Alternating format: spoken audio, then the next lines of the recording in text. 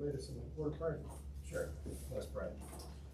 Dear Heavenly Father, we thank you for this day and the opportunity to meet together in the people's house and do the people's work. We pray that everything we do and say in this meeting and the way we act would be pleasing in your sight, and that our discussions would be fruitful for the people of the citizens for the citizens of this state. In your name we pray. Amen. Amen. Clerk, you call the roll. Mr. Pettis? Here. Mr. Moore? Here. Mr. Mann? Present. Mr. Gold? Here. Mr. Ellis? Mr. Harrison? Here. Mr. Hendricks? Here. Mr. Lamb? Here. Mr. Paramore? Here. Mr. Stackhagen? Mr. Tillman? A quorum is present. Thank you. Today, before we start our bills, we're going to have a presentation from the Alabama Commission on the Evaluation of Services. Senator Orr, I'm going to let you do the opening remarks. Thank you. Thank you for the time. I'll try to be brief. I thought it important when I heard that the committee was, and I'll do this with the Senate committee as well, when they have ACEs come and present, to give perhaps some of the history and put things into context of the reason we started. It goes back to 2011 when I became the general fund chair in the midst of the Great Recession. And during that time, I sat in that chair and we had to cut a tremendous amount from the budgets. 10–15% the first year, if I recall correctly. And I had nothing with which to make decisions. In other words, as the parade of commissioners and agency heads would come before me and say, please don't cut us, or this is a good, I'd start asking about different components of their budget and say, what, tell me about this, or tell me about that. Oh, you can't cut that, that's a good program, that's a good program. There was nothing that I could use to give me information as to the merit or lack thereof of what was going on. It was survival of just don't cut me. And it makes no sense in my mind to just take a meat cleaver and do a 15% across the board and say, okay, everybody's going to get cut. How can you do that to Medicaid? Because every time you cut $1 of Medicaid, you're going to lose the federal match, and now you've lost $2 more. Or then you've got maintenance of effort issues in DHR, and so all these kind of federal strings that are attached. So fast forward a few years, about 2017, 2018, was working with one of the think tanks and going to other states and seeing how they evaluated the performance of state government, measured it, and what they were doing, and we came up with the ACEs the ACEs agency and the concept that we decided to go with here in Alabama. 2019 is when we started the organization and put the legislation together. I think Representative Wingo was the sponsor back then, and he and I worked together on it. He was very interested in the evaluation. Then COVID hit, and then so that slowed us down considerably, getting an executive director and staff, et cetera, and start funding the office. Then we of course exit COVID here in the recent years. What I've learned is, one, our state has, and this is nobody's fault, but in a lot of cases, we have a very deficient amount of data from which to draw conclusions. In other words, and I'm making this one up, but if we're working on little Johnny and we're going to give him some kind of intervention or something, and then Johnny moves on, how do we know that program worked for Johnny and he stayed out of jail or prison or stayed in school and all those things? Well, a lot of times we don't have any data. We don't know. We just know we did all this ABC for Johnny, and we spent money on it, and we don't know what happened. So when ACES goes to check on the program for children, okay, well, what about when they get that? Well, we don't have that. We don't know. And so a lot of this, my point is cultural. How do we make state government, which don't measure, you can't count, you can't evaluate, you can't assess, and we're not measuring in a lot of cases. Not to say that broadly, there are certainly exceptions. So that's a challenge though when you come in. It's not quick work because now you got to go find Johnny's and say in school or you wind up in prison or whatever. You got to figure that out to be able to make that assessment of that particular agency.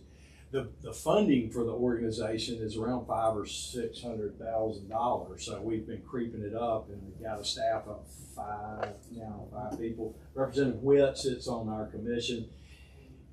We decided early on to have not just legislative, but also executive, to bring both groups to the table. And the assumption is that both groups, the executive branch and the legislative branch, we are all for the most efficient, lowest cost, but efficient government that we can have. I haven't heard any politician saying, I want a big, expensive, bloated, inefficient government. I don't think any of you guys have either. So it's a win if we're working together because we both have the same mutual goal, and Governor Ivey's administration has been cooperative all down the line with getting us the information that we need and how to do it. Since the DOGE, and I'm going to wind up here, since the DOGE effort, obviously there's been a lot of interest in, well, how are we doing, or where's all this waste and abuse and things in government? The government can always, and you guys know this, can always be run more efficiently than it is. The Orr family household budget. Oh, let's go out to dinner tonight instead of eating at home when it's cheaper. You know, we got food in the fridge, but we just, let's just splurge and go out and eat dinner. I mean, we can all make improvements in our budget, and the state of Alabama is the same. Much like the other 49, there can always be improvements. And so I'm not saying there's nothing here that we can improve. Of course, the comparison to the federal government is, I don't even know, I can't even think of an analogy on that one. The difference in how they operate with their budget deficits and just the way they spend money and throw money around. So I appreciate the committee wanting to be a part of this, and we're open through like your commission members like Representative Witt, and we've got the senators and other House members that are involved, Republicans and Democrats attending and appointed to that commission, how we can do better down the road, but it takes time. And I'm amazed. I want results last week, and I chastised Mr. Morgan sometime. Man, it takes 4 months to get. Well, we got a staff of 5, and we've challenged them early on. We do not want slipshod, kind of knee-jerk, bad reports that give us bad information, and then we start making decisions, or our friends here with the cameras get a hold of it, and well, they didn't realize this, and they didn't take this into account, and then we've got eggs on our faces. We'd rather go slowly and be very deliberate and get it right than just running around trying to say hi and shining a light here or there and not doing our jobs of slowly building, like we go back to the culture of trying to build efficiency across our state government. So I hope that helped Mr. Chairman and committee members to at least give you an idea of where we are and how I liken it to we were crawling for several years. COVID knocked us out for a year, and then we're crawling again. And now I truly believe we're walking. We're not running, but we're walking. And they're funded in the ETF, and I've already penciled in a larger amount, hoping we'll get a few more staff members to do the work that we want to do and the work that this committee may want to do and have them do, because they work for all of us in the executive branch as well. And as we see ideas and things that need to be looked at, and we've got lists and things that we do that. And we've had some small successes, but admittedly they're small, and probably in state government they're going to never be big dollars. They may be, but things get scrutinized a lot more at the state level than they do at the federal level. So thank you for the time again. Yes, sir. Would you just tell the makeup of your board? We have we've got 7, Mr. Morgan, you've got, I think 7 from the executive, 7 or 8, and then we got 2 ex officios, and you know it better than I do. We have 6 appointments from the legislature, so 3 from the House, 3 from the Senate. And then we have 6 appointments that the governor has. Then we have 2 ex officios. We have the finance director and then the deputy fiscal officer for the legislative services agency. So it's a total of 14.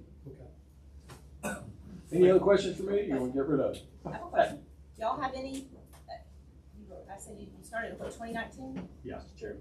research and stuff. Do you have any Oh, yeah. data or If you information go- to present? Where can we see If your you work? go to the ACES website, they've got we looked at prison education. What's the recidivism rate for prisoners that are coming out of our institutions that go through the program? Now, not all of them go through the free education program or through, getting a degree, et cetera, a trade, whatever. What kind of recidivism rate? Is it successful? What are we paying? What's Mississippi paying to educate those that may be incarcerated? And so those kind of things, it's all on their website. And we've done a scholarship program. We give money out for scholarships. Well, who's using it? How many? Something came out in the meeting yesterday. Representative Witt pointed it out about how to attract math and science educators.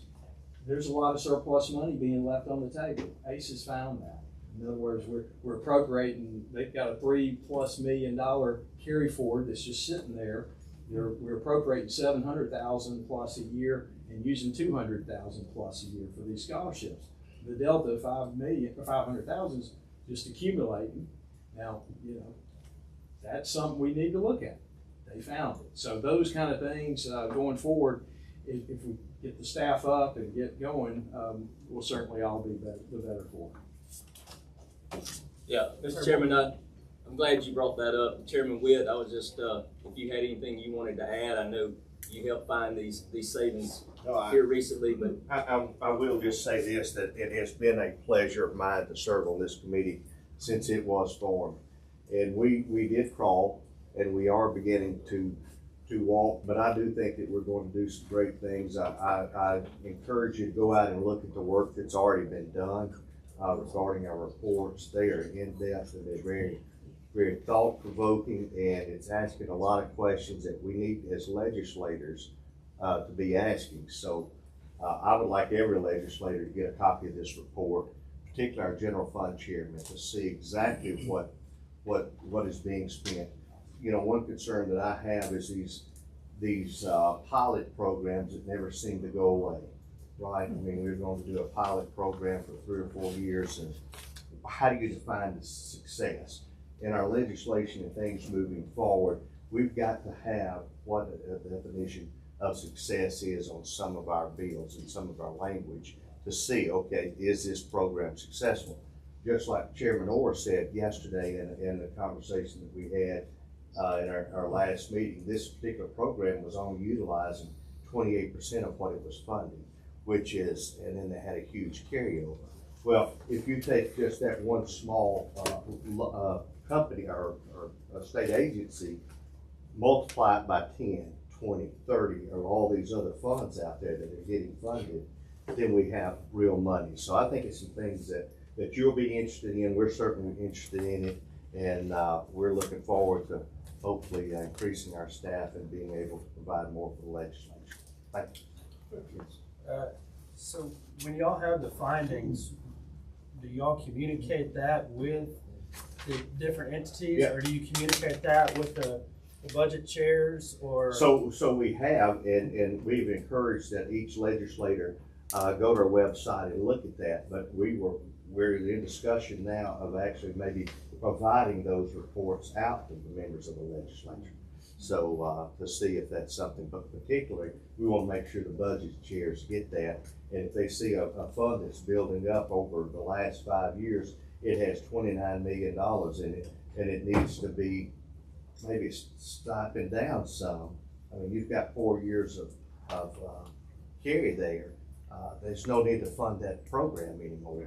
So we want to make sure that our fund chairmen get those and we go from there. But anyway, with that, I will turn it over back to Director Marcus. Thank you. Yes, Thank you. Thank you, Chairman Witt. Thank you, Chairman, members of the committee. I really appreciate the opportunity to be here today. We've been working for a long time, or it seems like a long time, and it's good to finally get some of that out in the open. So I appreciate your time. I gotta move this. sure it's important and everybody wants to hear me at WSFA. Just want to make sure I keep my notes, and brevity is something that I've not mastered. So I'll try to stay on point. But yeah, and I'll echo what our chairman and Commissioner Witt said, that it's been in the news. You know, we've been put in the news, and so the opportunity to come before you today and provide some clarity to the conversation, the comparisons to Doge, and more importantly, to Representative DuBose's point, talk a little bit about what we've been able to accomplish over the last 5 years or so. So with that, I want to start by saying that we are an agency that is contributing to government oversight and efficiency. We're not the only one in the state of Alabama, but we are one of those. Like Doge, they aim to improve the government efficiency and how they assess programs and services offered by government. We do that as well. And like Chairman Moore said, we go about that through the process of program and performance evaluations, and we are methodical and we are thoughtful. Unlike Doge, I think that we take the care to evaluate something, and I think we use a scalpel, not a chainsaw, if that's a good comparison. All right. We rely on data and performance metrics to guide our recommendations to the Commission. That creates a data-driven policymaking venture that ensures the resources of the state are used efficiently. Staff is independent and nonpartisan. Our works is centered around data and evidence to provide insight into whether a program is working and whether it's not. Should it be continued or should it not? Or how do we improve upon that program? So the biggest comparison that I think that we can make, or the biggest difference that we can make to the federal Doge, is that the federal Doge is executive driven, right? So that means that in order for lasting change to occur, Congress would typically have to take action, all right? In contrast, as you've heard, we're made up of equal membership from the executive and legislative branches of government. So that ensures that the governor's administration and lawmakers receive the same information and share control over not only what we evaluate, but then also making sure that the recommendations get implemented to improve how the state operates and with efficiency. So that just kind of echoes and mirrors what you've already heard from Chairman Orr and Commissioner Witt, but I'm going to talk a little bit more about our results. And in general, I'll make a general statement. Efficiency or efficient and effective government doesn't always mean you're cutting spending or that you spend money at all. The lack of resources can contribute to a program's effectiveness or efficiency. We saw this in our first evaluation of suicide prevention programs, where the state, did not dedicate a stream of funding, or it didn't have a lot of dedicated funding to suicide prevention efforts in the state. So that resulted in little to no effort made for federal money. And that's important because suicide has been the second largest increase in death in the state of Alabama for the last 2 decades. So not doing anything about it really we saw what really wasn't an option. So what we did was we recommended, and some of the recommendations were taken up by the Department of Mental Health, like hiring a statewide suicide prevention coordinator. We recommended a dedicated funding stream be created, and we provided we proposed a method for doing that through a 988 tax. And I know you all have heard about that tax over the last several years. Well, that was back in 2000. I think we reported on that in September of 2020. So I want you to understand that. So following this evaluation, we continue to look at 2 programs concurrently that looked at the inconsistencies in delivery, the underutilization, and even the efficiencies at which they operated. And that was community corrections and correctional education. So starting with community corrections, we highlighted that the program was not universally, there wasn't an approach that was consistent throughout the state. So that affected how each community corrections program was being measured or how effective they were. Some were highly effective at reducing recidivism, but they had low utilization. So if they were to have more utilization, would they have the same recidivism? You know, and the big thing about the community corrections is that the program was continuously overfunded by 33% year over year. And so we pointed that out and made recommendations addressing that. We also, like I said, evaluated correctional education and highlighted the need for changes to that program so that utilization would help improve those intended impact on outcomes, those types of things. And following our evaluation, Ingram State Technical College became the sole provider of correctional education in the state. And doing that better situates the provider at meeting the intended outcomes statewide.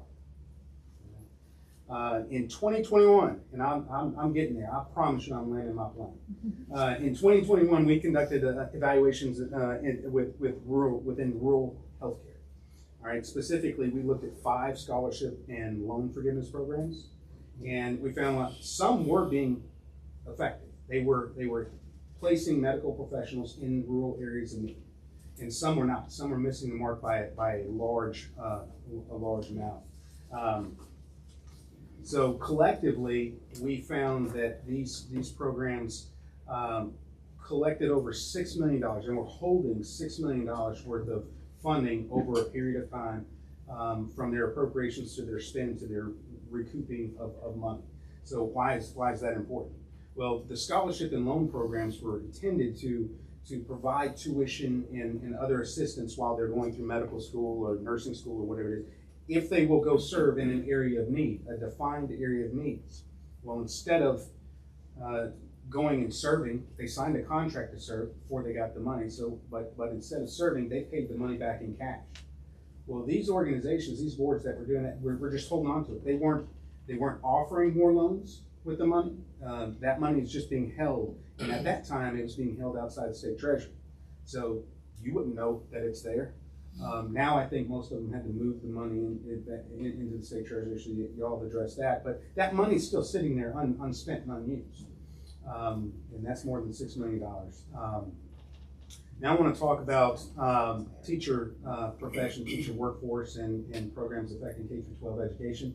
I want to talk about those because we spent almost a little over 2 years working and trying to understand the teacher workforce and you know, everything from teacher recruitment, turnover, shortages, impact on compensation changes that were made, the rollout of the TEAMS program, potential benefits of performance-based funding models, and a myriad of other things that we looked at. So I'm not going to talk about all those things today, I promise you, but I'm happy to have conversations outside of this too, and to give you more information, because there is a lot that we've done. And as a general warning statement, we don't always report the most popular recommendations, findings, anything that aligns with what the public narrative is. But we do support everything that we put in our reports with data and evidence, and I stand behind that 100%. So you can trust it. I'm happy to talk about that and delve into that anytime. So I'm going to talk about three areas that we really came to know pretty well, and that's teacher turnover, teacher recruitment, and teacher shortages. So starting with teacher turnover, you got to know that it's costly, and it's happening most often in our early career teachers. We made recommendations to target future pay increases to areas of need, and this is one of those areas of need. Specifically, we wanted the legislature to look at those career teachers in their first 3 years, and happy to report that recommendation has been implemented this school year. So I'd love to see what the outcomes of that's going to be. The recruitment issue, Alabama colleges of education simply aren't producing the same number of traditionally certified teachers as they have in the past. And you ask, why is that important? Because they don't retain as well. Non-traditionally certified teachers don't retain as well as traditionally certified teachers. And again, that goes back to the turnover and it being costly.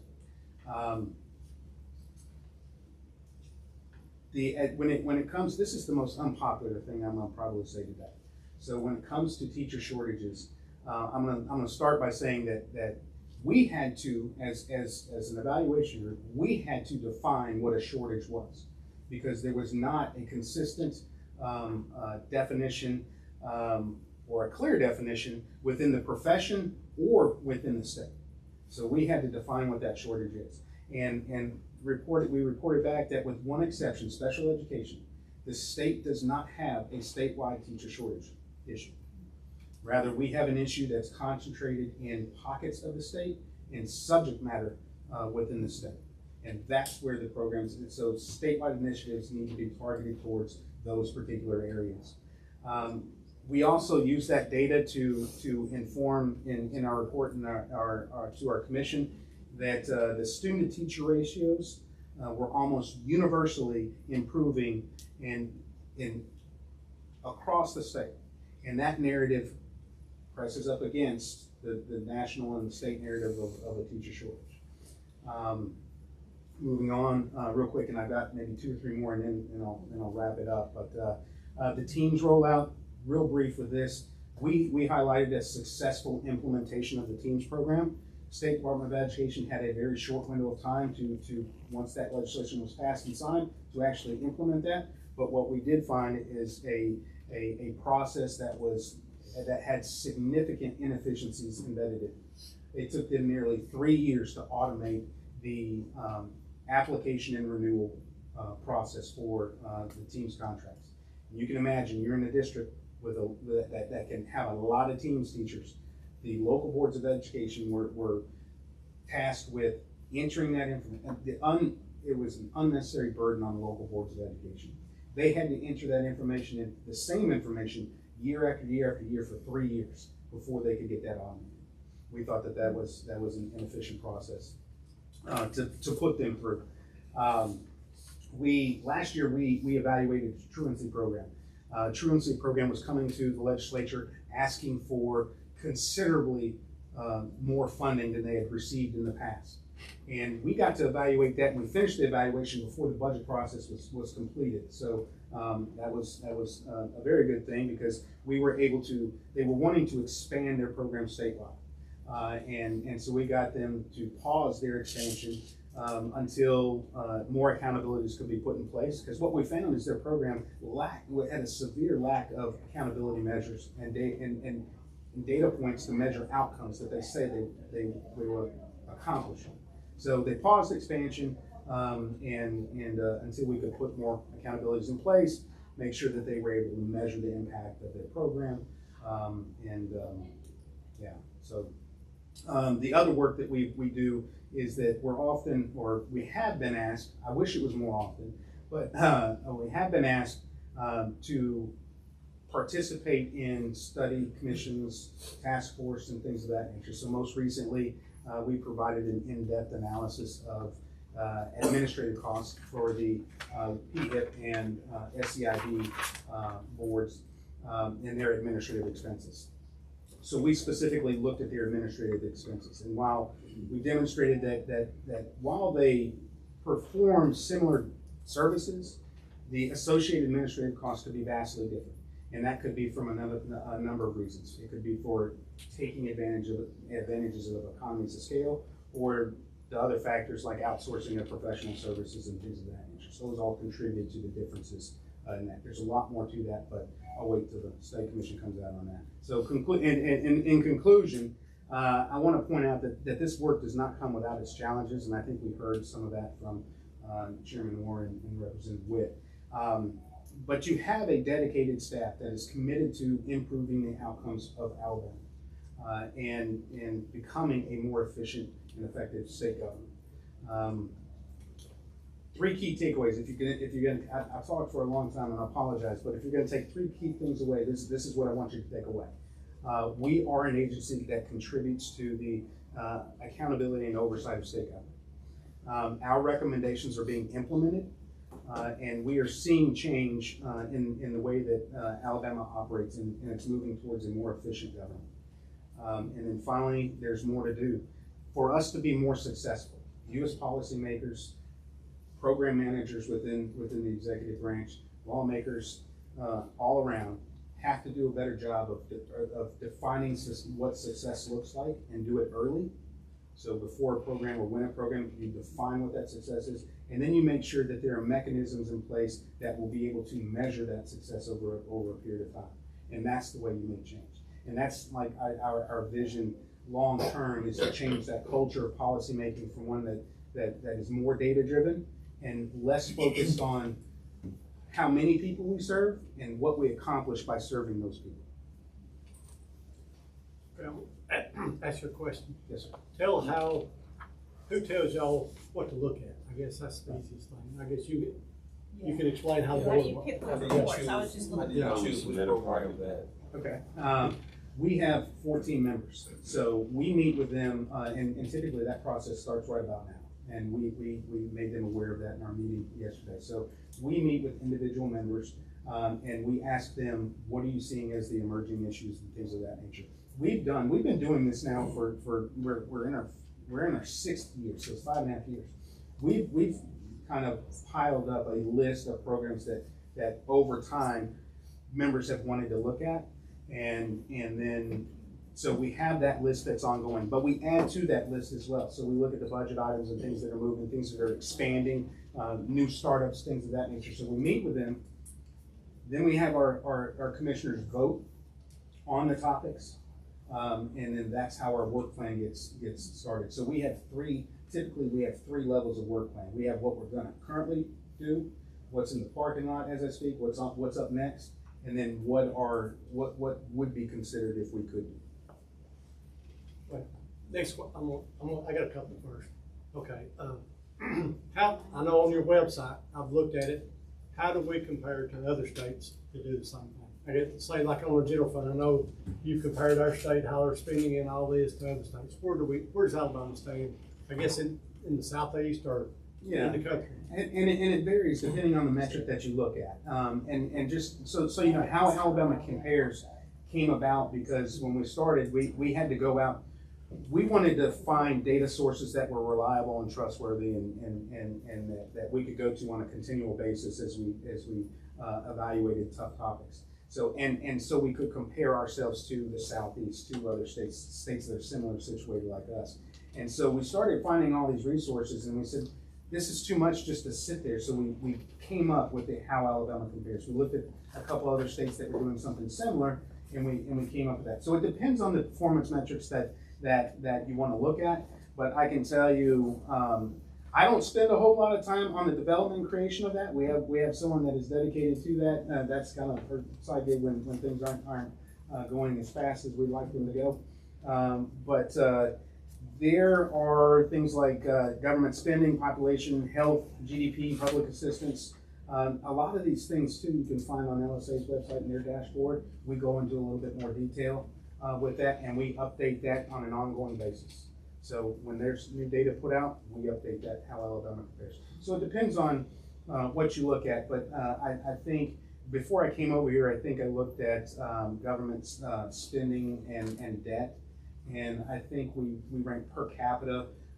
We were 35th, which is a good thing. That's a low number. So you're in the top, third or top quartile of debt and spending per capita. That's one of the things you can see. So, one thing on your agency, I know there's 5 of you in there, right? Yes. What would be, if you could a magic number, what would you say would be a correct number for you to have if we could do it? I don't know. You want to take a poll? How many people do you think we need?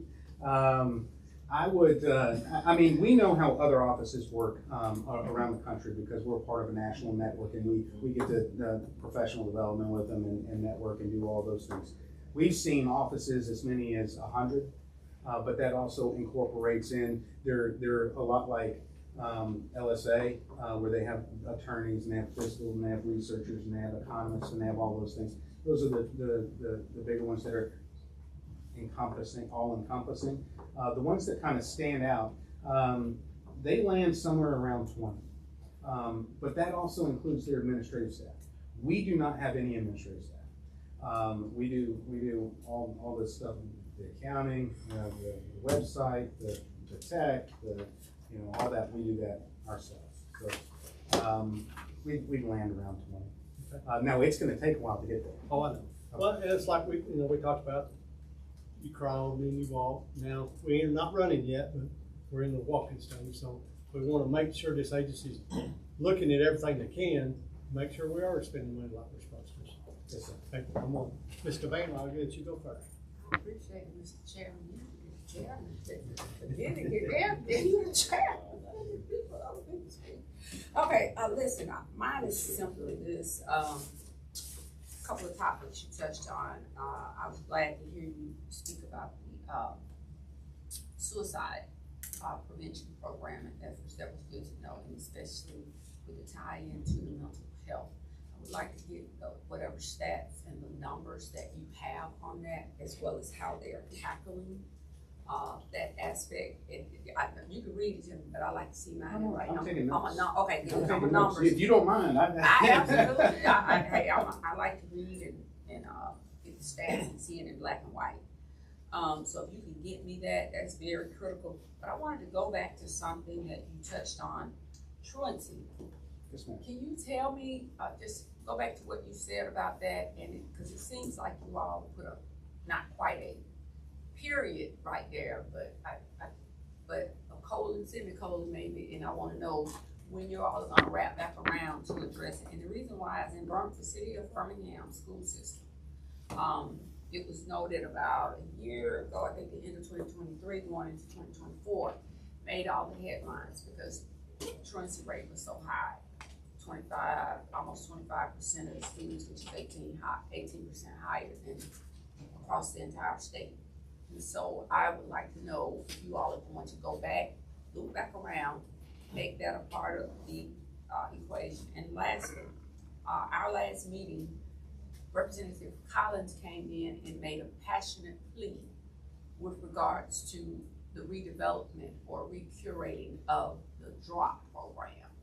And she said, we're not quite at the urgency of now, but we are getting there. And within the next 2 years, out of the 50, however many thousand teachers, we're going to lose a great portion of that. But in your dissertation a moment ago, you intimated that we are on such solid ground. So I leaned over, me and the chairman over here was like, well, somebody came in 2 weeks ago and told us that we're having a problem. So can you just enlighten me on that and give me clarification so I can get a better assessment and understanding of those? Sure, and I don't want to speak specifically to what Representative Collins was talking about. I'm not aware of that and her comments and her context there. I will tell you that we did look at teachers leaving the profession. We looked at we did a follow-up study on teachers leaving the profession. We worked with the Department of Labor. We worked with the teacher retirement systems. We worked with the State Department of Education, pulled data together to specifically study where teachers were going once they left the profession. That's number one. And we didn't find that they were leaving for more money. They were just leaving. So in all instances. But we did look at teacher retirements and the way that the flow of the teacher workforce, like, early career teachers, age of teachers, age of retirement of teachers, that type of thing, and found it really consistent with other industries. There was, at the time that we were talking, there was a narrative or a push out there that we were about to lose all these teachers because of retirement. But we looked at the trends in retirements and we said, I don't know where they're getting that. Like, I don't know what data they're using to forecast or predict what retirements are going to be, because we saw the age, the years of service of those teachers was consistent, and it was consistent with other industries too. So I don't know specifically.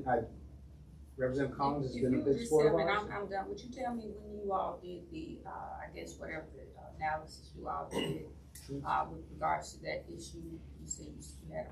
Yes, I can send it to you if you like. Oh, absolutely. I love it. Send me that, because again, like I said, I was taken aback when she came in a few weeks ago and said that we were going to lose X amount of teachers in the next year to 2 years, and we need to prepare and bring back the DROP program for only educators, for teachers. So I just wanted that. So if you can get me that information, not to belabor the point, I would appreciate it. And also, lastly, with regards to, you just mentioned you all had sat down with this group or that group or these individuals. did you do an evaluation to ask those questions of whether or not, you're retiring, why you're retiring, and who conducted the evaluation, and do you know what the baseline was? Well, we didn't establish a baseline. We did survey teachers. We surveyed current teachers, retired teachers, paraprofessionals. We interviewed teachers, focus groups. There was that methodology actually won a national award because we went to such depth. But yeah, so I mean, I can definitely dig in and show you and provide you with more information in our analysis on it. Yes, ma'am. And getting back to the truancy, we do have a standard procedure that 6 months after we evaluate something, we check back in and we look. This particular truancy program, we got added budget language that they had to do so much, they could only spend so much on administrative things, all of that nature. But they have to report back, and so there should be a report somewhere. I haven't been able to locate it yet, but they're supposed to report back on that. I certainly hope there is, because listen, when that report, when that number came out at the end of 2023, every newspaper in the state wrote on that article. They did an excellent job reporting it. I'm glad they brought it to light. Some of those journalists and writers are in this room, and I certainly hope that you all will go back, because then there's something that they missed. Well, she already kind of answered my question, and that's all I'm going to say. Representative Hendricks, good?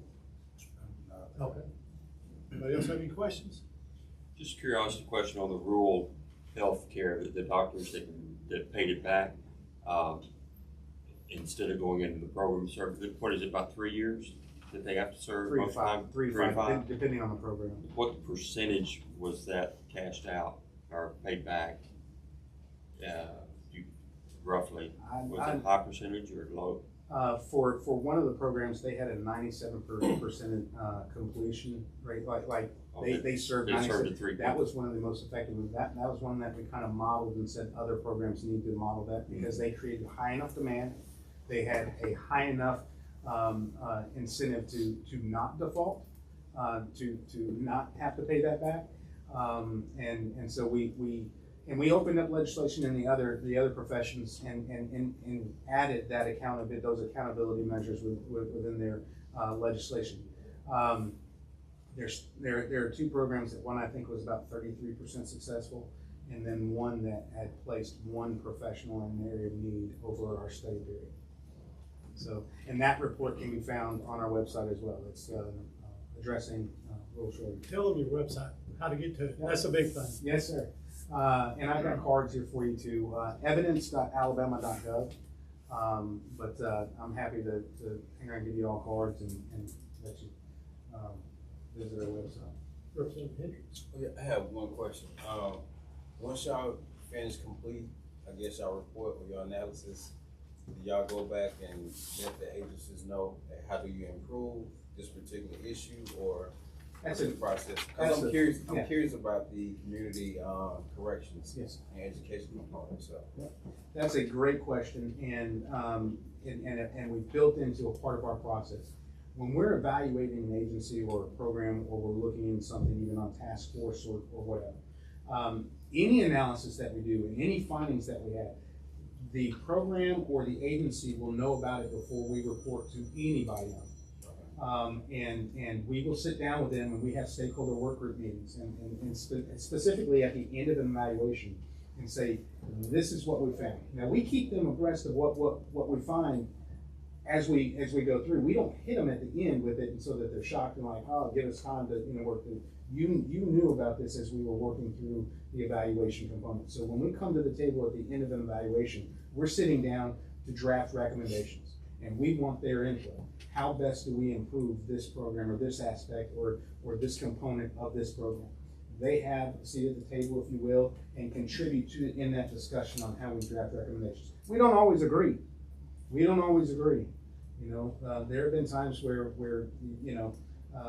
the information says what it says, and I know that may hurt you a little bit, but as a whole, if you'll work to improve this, then, you know, you'll be better for it. So they have an opportunity, when we draft recommendations. So, they also, when we do a commission meeting, we don't publish the information until we present it to our commission. And they have an opportunity to come to that commission meeting and stand before the commission and answer any questions, and we like that process. We think that's a fair process and an open and transparent process. Anybody else? Okay. Well, I just kind of want to, not really a question, but a statement of y'all. I know with the sentiment around the country is growing, and specifically in Alabama too, is holding government accountable. So I would just want to thank y'all for the work that y'all have been doing and the data that y'all are able to provide to show and prove that we are being fiscally responsible here in the state.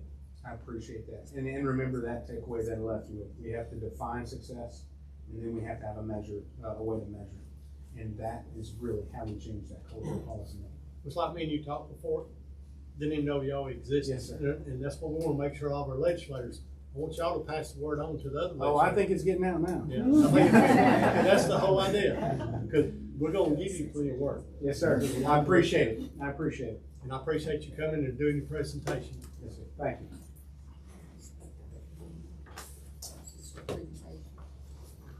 Clerk, you want to call first bill? First bill on the agenda, House Bill 165, sponsored Representative Green. Representative Green, present your bill. Chairman Pettis, colleagues, thank you for having me today. HB 165 is a substitute bill that came out of the State Government Committee. HB 165 just adds Juneteenth as a state holiday. It makes the duplicative language and non-substantive technical revisions. So in the simplest terms, this bill adds Juneteenth as a state holiday. I'd like to make a few comments about why I'm presenting this bill and what Juneteenth, make some comments about what the holiday of Juneteenth is. If you remember last year, we had a bill that was what we call a compromise bill that shared Jefferson Davis holiday at the 1st of June with Juneteenth, and employees were going to be able to pick. But with discussions with Chairman Sells with the State Government Committee and the folks for HR at the state, multiple conversations, that is just unworkable and undoable. It was Chris Sells, the chairman, who came to me and said, we need to just make it a state holiday. And I concurred because that was always my intention. So we had an amendment, so the substitute took out all the the language about the compromise and all that, and just makes it a state holiday. Why am I carrying the bill? Well, the number one thing is, if you know me, most everything I carry is constituent driven. And I have a few constituents that drove all the way up to Dothan, so I just want to acknowledge them. Ms. Evangeline Gunn, Eddie Gunn, Lee Gunn, and they are all members and board members of what we call Tri-State Expo, Juneteenth Exposition in Dothan. So every Juneteenth, we have a big celebration. It takes over the Civic Center, inside, booths outside, parade, and it lasts all day. When they came to me about Juneteenth, what I learned is it's a federal holiday. In Dothan, it's a city holiday. Houston County and Henry County is a county holiday. And the only one is it's not a state holiday. Now, your fiscal responsibility, and that's going to be very important for you, I know, is the governor's declared this a holiday for the state for the last 4 years. When I go amongst the district, if I bring this up, most people from all circles of life, whether left, right, whatever their background is, say, isn't it already a holiday? And so most people already think it's a holiday, is because we've been paying for it the last 4 years. Now, did you all get the fiscal note for the substitute?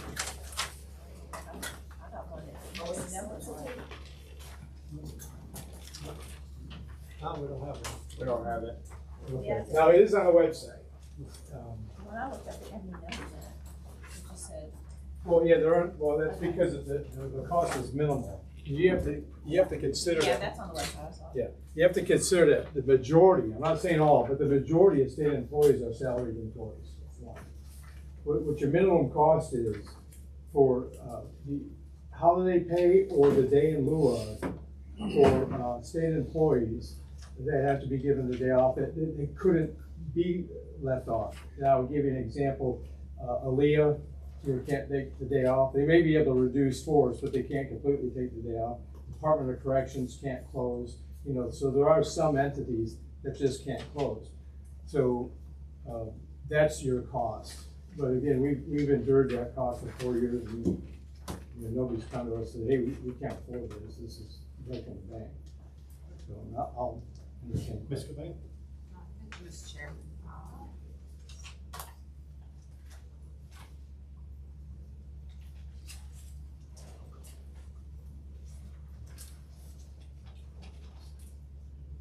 I've been in this house 15 years.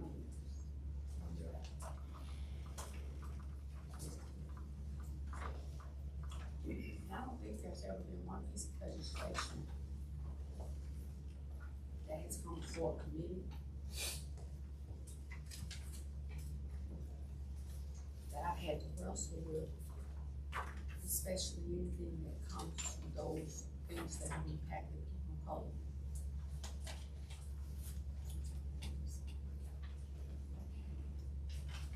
It's very seldom that anything even really brings me to a point of the emotions that I'm feeling right now.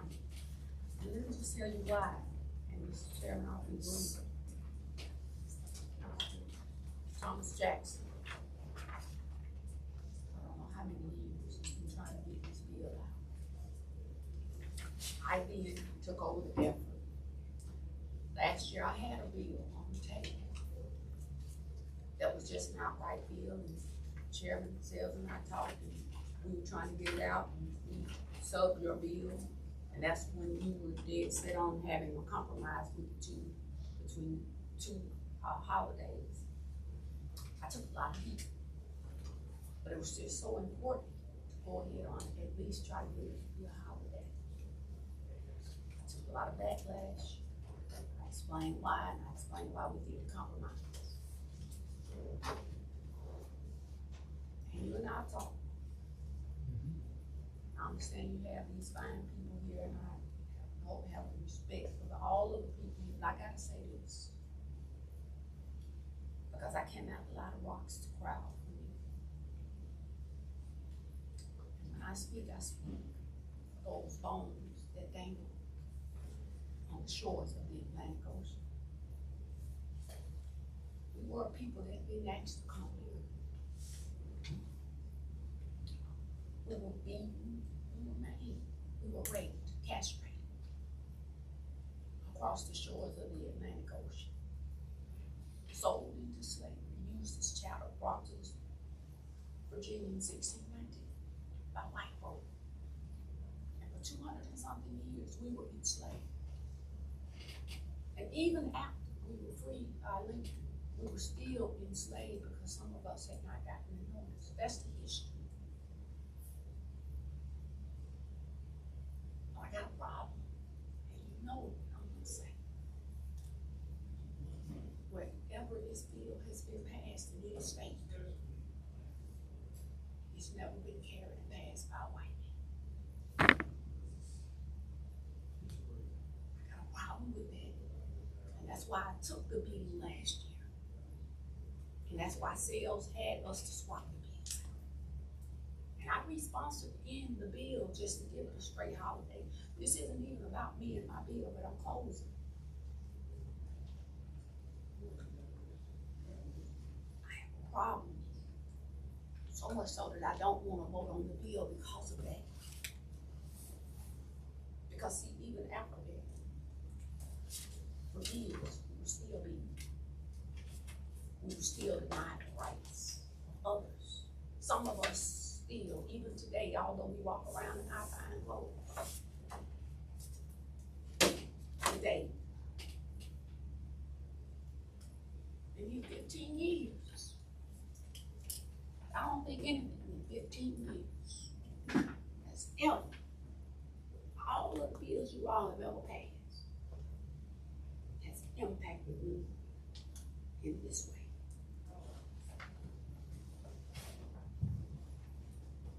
Representative Gwendolyn, before you exit, I want you to know your words are passionate, and I feel it to my core. Please don't leave until I finish. I endured your speech. I will give you that respect. Thank you, ma'am. I want to speak with your passion. It's bone chilling, the words that you have stated. My ancestors are crying right now. Mine are too. They're crying, I'm sorry. I But put up with a lot in this house, but today, again, thank you for your indulgence, Representative Given. But I want this esteemed panel to know that Representative Rick Green did not want to champion this. His arm candy is what I like to call her, his wife. We know, everybody in the community knows her before we know Rick. We didn't, I mean, that's how he introduces himself to people. He tells us who his wife is, and they're, oh, yeah, we know her. He didn't want to do this. And I want you all to know, he took the helm of this bill, knowing the flack that he would catch from certain individuals, and it's very unfortunate. But I would like for each of you to please find a place in your heart to pardon Representative Given. It's just different emotions for different people. Please do not hold her actions against her or this bill. It's just a passionate subject, but I believe Alabama is strong enough and courageous enough to handle an individual speaking so passionately as Representative Given. And at the same time, we're courageous enough to look at little referee from down south, Rick Green, take this by the helm and say, I'll be the guy that can reach both sides. And I'm so proud of him. And I stand with him as well as his constituents in Abbeville who cannot be here today, who feel the exact same way, as well as the constituents within Enterprise and Ozark that is not within his district. So we're so very happy that he has championed this very simple language bill that's straight and to the point, and it brings the House and hopefully the Senate together to make this happen. Thank you for your indulgence, Mr. Chairperson. I apologize for any interference, sir. Anybody got anything? Any motions? Motion for favorable report, I have a second. Second. All in favor say aye. Aye. Any opposed? Get a favorable report. Thank you for your flexibility today. Thank you. Clerk, will you call next bill?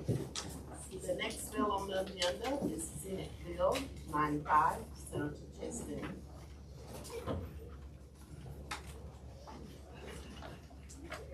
Senator Chester. Thank you, Mr. Chairman, members of the committee. Senate Bill 95 is a companion bill to House Bill 160 that Representative Lee Platt passed out of the House a couple of weeks ago by a vote of 102 to nothing. This adjusts the compensation for the board members and the chair of the Alabama Municipal Electric Authority. Compensation is $1,750 for the board members for meetings they attend, and $2,000 for the chair for meetings that the chair attends. If there's any questions, I'll be happy to answer. I'll second. Let Okay. Parker make the motion. Parker makes a motion for favorable. Paramore second. All in favor say aye. Aye. Any opposed? Get a favorable report. Thank you, Mr. Chairman, members of the committee. Appreciate it. Appreciate your time. Call the next bill. The next bill on the agenda is House Bill 355, Representative Fiscal. Representative. Thank you, Mr. Chairman, committee, and for everybody stuck around to hear my bill. I know it's really important, so that's why. I know. Members of the committee, the Alabama Crime Victims Compensation Commission has an awesome responsibility of supporting our victims or families of victims after they've been victimized. What we've discovered, though, there's a period of time of potential trauma that goes on after someone's been victimized. Current rules say if they don't file their claim within a year, these benefits to the families of victims could go unclaimed. This simple language just expands this out so they have 2 years to file the claim, giving them a greater opportunity to receive some compensation after they've been victimized in the crime. So I'll entertain any questions. Any questions? Question real quick. So how does the victim or the families know that they have, I guess, a report or filings of a claim? How do they get the information? It's okay with the chair. I do have some people here that whoever wants to step up and speak. Everett, if you want to step up and speak a little bit about the process, I think. Identify yourself and tell who you will. Sure, I'm Edward Johnson, the Executive Director of Alabama Crime Victims Compensation. Also, I have Commissioner Darlene Hutchinson here as well. To answer your question, we receive applications from those payments or victims involved in the crime. They're notified about our services either through law enforcement or victim service agencies and or victim service advocates, and then they complete those applications, send them to us, and we process those claims. Okay. Can we talk once we get done? Oh, we sure can. I don't think we have, I guess, that liaison. That's why I'm asking. Well, I was actually at Birmingham TV yesterday, Representative Hendricks, so, but I'll be happy to talk to you. I'd love to talk to you about that. That's awesome. All right, any more questions? Any motions? Move to adopt. Second report, second, Harrison first. All in favor say aye. Aye. Any opposed? To the fifth report. Thank you, members of the committee. Anybody else got a motion? Adjourn. There you go. We are adjourned. That was good to see you.